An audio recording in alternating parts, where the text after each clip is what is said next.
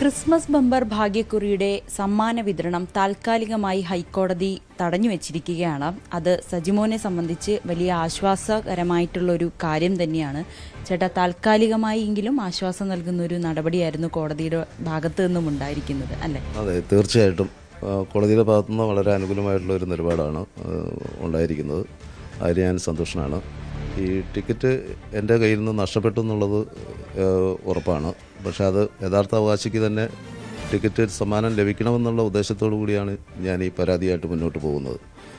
എൻ്റെ ടിക്കറ്റിനകത്ത് ഞാൻ എൻ്റെ അഡ്രസ്സും ഫോൺ നമ്പറും ഒപ്പും രേഖപ്പെടുത്തിയിട്ടുണ്ടെന്നുള്ളത് ഉറപ്പാണ്. അപ്പോൾ ആരെങ്കിലും അത് ഹാജരാക്കിയിട്ടുണ്ടെങ്കിൽ ആ ടിക്കറ്റിൻ്റെ സത്യാവസ്ഥ പൂർണ്ണമായി അന്വേഷിച്ച് സമ്മാനം കൊടുക്കണമെന്ന് മാത്രമാണ് എനിക്ക് പറയാനുള്ളത്.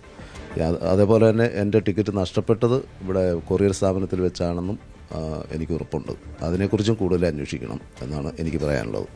കൃത്യമായിട്ടുള്ള തെളിവുകളടക്കം ഹാജരാക്കാൻ കഴിയുമെന്ന് തന്നെയാണ് പ്രതീക്ഷ.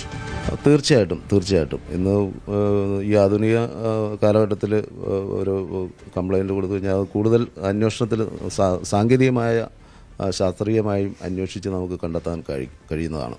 ഇതെന്തുകൊണ്ടാണ് ഇത്രയും വൈകിയത്? ഈ ടിക്കറ്റ് സമ്മാനം അടിച്ച് തനിക്കാണെന്ന് അറിയാൻ ഇത്ര വൈകിയത് എന്തുകൊണ്ടാണ്?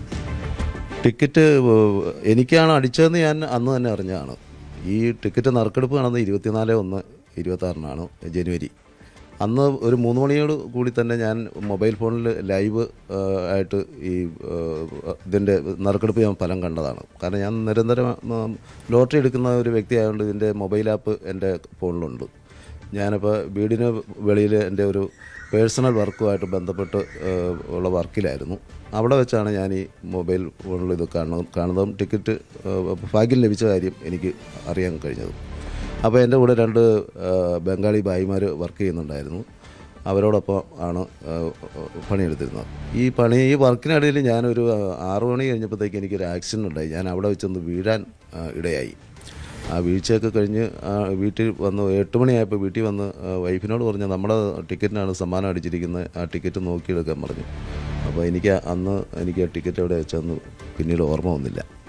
അതിനുശേഷമാണ് ഈ കൊറിയർ സ്ഥാപനത്തിൽ നമ്മൾ ഈ ടിക്കറ്റ് അടങ്ങിയ കിറ്റ് അവരെ കൊറിയർ ചെയ്യാൻ ഏൽപ്പിക്കുന്നത്. ഈ കൊറിയർ ചെയ്യാൻ ഏൽപ്പിച്ചെന്ന് പറഞ്ഞാൽ ഞാൻ പാക്ക് ചെയ്തല്ല കൊറിയർ സെൻറ്ററിൽ എത്തിച്ചത്. ആ കിറ്റും ആ നെയ്പാത്രം അടങ്ങിയ അത് അങ്ങനെ തന്നെ കൊണ്ടുപോയി ചെന്ന് അവരോട് പാക്ക് ചെയ്ത് അയക്കാനാണ് ആവശ്യപ്പെട്ട് കൊടുത്തത്. അവർ പാക്ക് ചെയ്ത് അയച്ചപ്പോൾ ഈ പാത്രം മാത്രം പാക്ക് ചെയ്ത് അയക്കുകയും അവർക്ക് ഈ കിറ്റ് ലഭിക്കുകയും ഉണ്ടായി.